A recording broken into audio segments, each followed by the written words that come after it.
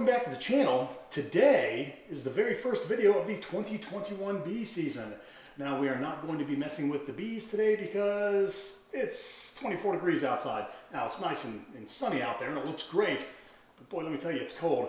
Anyways, what we are doing today is going to be related to bees. We are going to find a use for all of the surplus honey that we have generated last year. Last year I only got honey out of 4 of the hives. But I did manage to get about 220 pounds of honey. Now I've given away a lot, I've sold a lot of it, and I still have a lot left. So what we're going to be doing is making some mead, also known as honey wine. It doesn't require that you distill anything. It's perfectly legal in most areas to do this. We're just going to ferment some honey.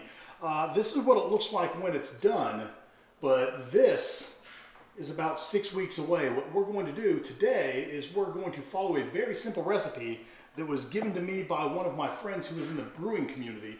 I want to preface this whole thing by saying I'm not an expert at doing this. This is only my 3rd batch that we're going to be doing today, but I will show you. It's very easy to do, and let me tell you, if I can produce this, you can too. It's a nice wine, about 14.5 to 15% alcohol by volume. It's very, very tasty. My wife loves it a lot. Anyways, let's get started. I'm not an expert at this, and this recipe was given to me by a friend, but let me tell you, my friend knows what he's doing, so let's begin. Now, the first thing you need to know, and the first thing that I have to pay attention to, is sanitation. Everything has to be sanitized, primarily because we're going to be adding yeast to our honey and water solution, and we want to make sure that the only yeast that gets in this bottle or on any of the equipment that we use is the yeast that I put in. We don't want any wild yeast because that apparently could foul your honey, and I do not want to make a fouled wine. So let's start with cleaning everything. All right, so let's take a look at what we're going to need. The first thing we're going to need is a 1-gallon glass vessel. I guess it doesn't have to be glass, and I guess it could be more than a gallon, but you're going to have to modify the recipe accordingly. Now what I've got in here is a cleanser. It's called Star San, I believe, and what this is used for is cleansing all of your equipment. You need to make sure that everything is clean and that nothing can grow in here except for the yeast that you put in here. So this is some Star San mixed with water, and I'll leave a link to all of this down below.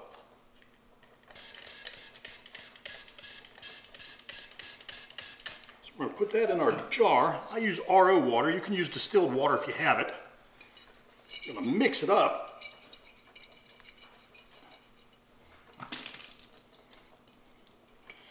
And then we're going to dump it out. Now, I was told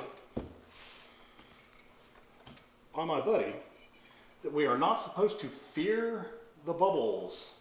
Don't worry about the bubbles being in there. That's not going to hurt your mead. So don't fear the foam, is what he said. Now this is an airlock, and we will clean this in a minute. The first thing I want to do is get my honey in here. This is the honey we're going to use. Now 3 pounds of honey, according to my scale, is 4 cups of honey. 4 cups of the honey that I harvested this year equals 3 pounds on the scale. So we're going to add this to the jug. All right, this is an old tin funnel, but it will work. I do have to sanitize it before I use it. Anything that comes in contact with the mead has got to be sanitized. All right.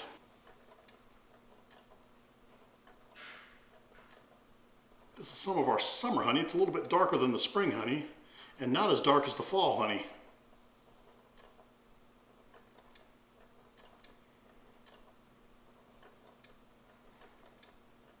All right, now what we want to do is we want to rinse this out and use this wash to clean out the funnel.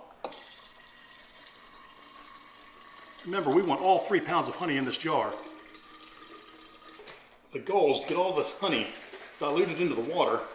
Let me tell you, diluting honey into the water is not that easy, as you know. All right, here we go.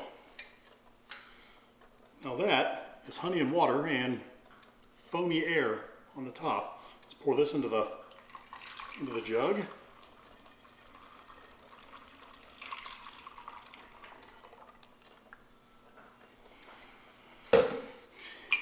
And now we are going to fill the rest of this jug with RO water.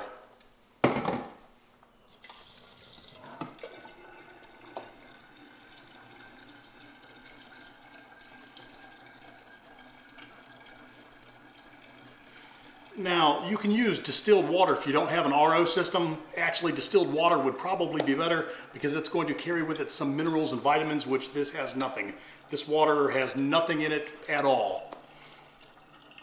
But it's better than tap water. I guess you don't want to use chlorinated water when you do this. Okay, I'm going to stop here, put a lid on this, and shake it up and try to get that honey mixed in with the water. Now we have to put the lid on this. I have to sanitize it first. Right, now I've got to shake this for about 5 minutes, so I'll see you in about 5 minutes.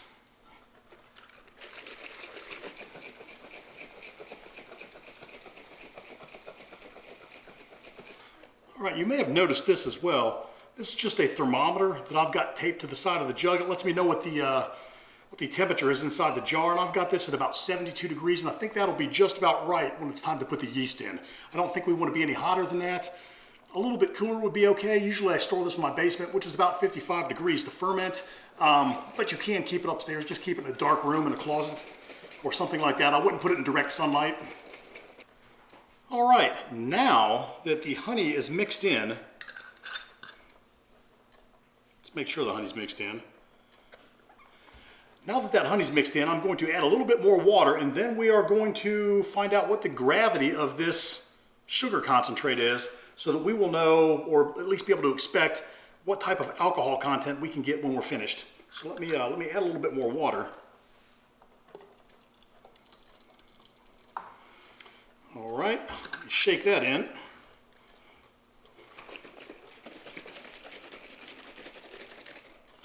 And this smells wonderful. Let me just tell you. Now,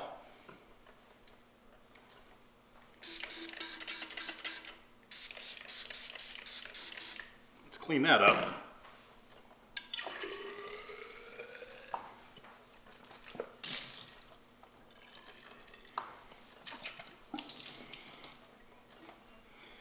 Again, we are not going to fear the foam. All right, let's pour some of our solution in here.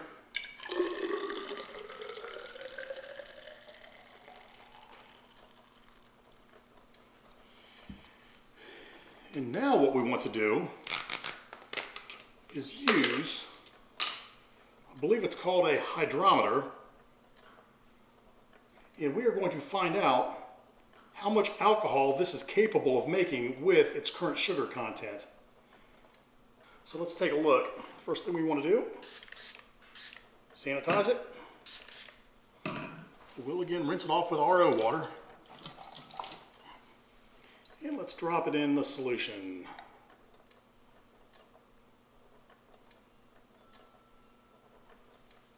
If this ferments perfectly, we're going to get about 16% alcohol in this wine, which is going to be a very stout wine. So let's take this out. Be very, very careful with this. This is glass. The vessel here is plastic, but this is glass. And we're not going to need that any longer. Now, let's add this solution back to the jug.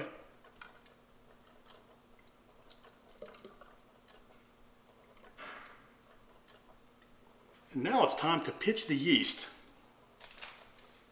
This is the yeast we're going to be using. It's Lalvin, L-A-L-V-I-N. It's 71B. This was given to me by a friend who brews and creates wine, and he says that this is what you need for wine or mead. Apparently there's different yeast that will do different things and die at different points during the alcohol creation process, because I guess what they do is they eat the yeast and their byproduct is the alcohol, and eventually the alcohol that they end up swimming in kills them, I believe. Again, third time doing this, I'm not an expert, but you can look this up. And the fact that I can do this and make this means that you can too. So let's pitch our yeast.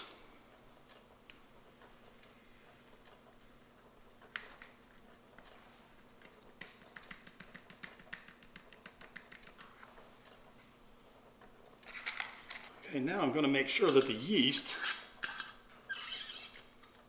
gets mixed in with the solution. I guess you don't have to do this, but I'm going to do this.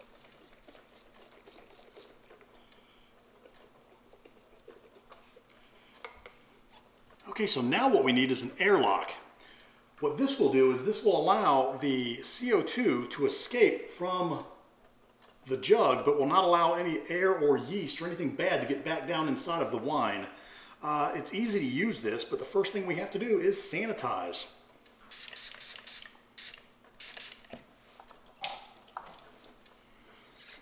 Take off the lid.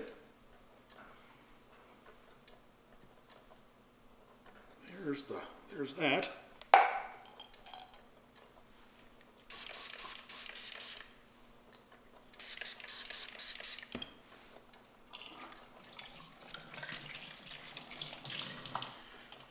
Again, anything that's going to come in contact with your fermenting honey or your mead has got to be sanitized.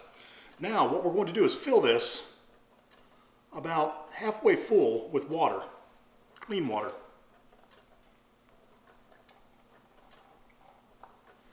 All right, then we're going to drop that on top. And then we're going to cap it. Now we have an airlock. CO2 can escape, but air cannot get back down into our mead.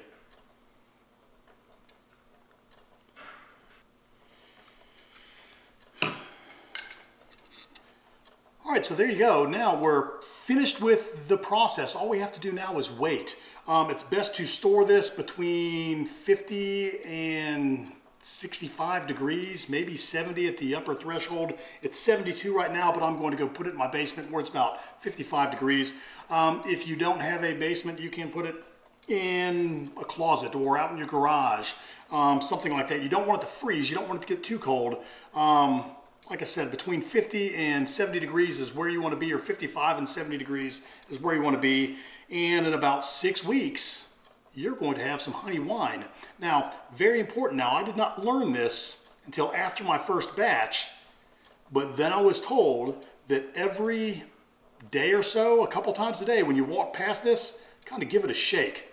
Now, you don't want to bring any of your foam up into your airlock, but what you want to do is you want to get all of the CO2 out of the mixture. I don't know what it's called, a wash, or I'm not sure. You want to get all the CO2 out of the mead, and you give it a little shake. Just that's enough, and that will let the CO2 that is generated by the yeast consuming the sugar and generating the alcohol, will allow them to get rid of that. You're also going to see this thing start to bubble, and I will show you some video of that as soon as it starts to happen. I'll append it to the end of this video so that you can see what's going on there. But that's it.